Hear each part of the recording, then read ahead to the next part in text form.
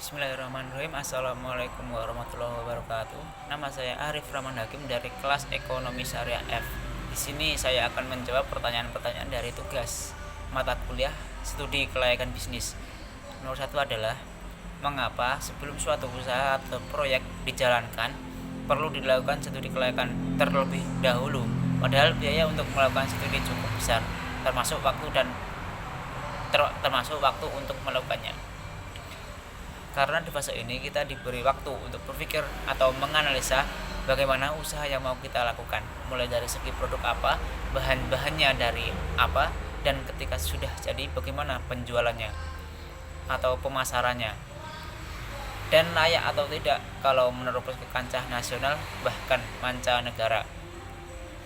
Nomor 2, manfaat atau keuntungan yang didapat atau diperoleh dengan dilakukannya studi kelayakan bisnis sebelum dilakukan atau dijalankan suatu usaha, yaitu kita bisa menilai layak atau tidaknya usaha yang mau kita jalankan, dan kita mengetahui usaha kita laku di waktu musiman saja atau memang usaha kita dibutuhkan setiap saat.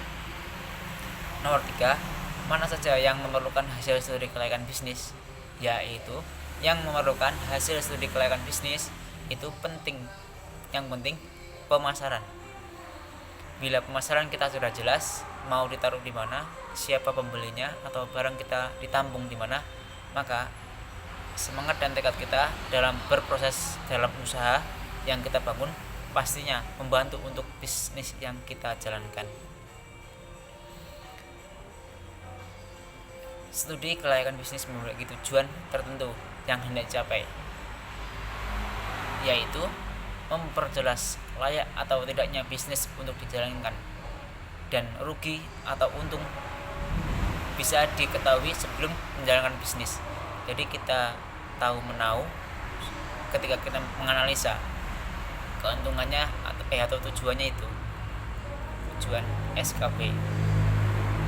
Yang kelima, aspek mana saja yang perlu dinilai untuk menentukan layak tidaknya suatu usaha dengan skala prioritas. Yang pertama, aspek hukum.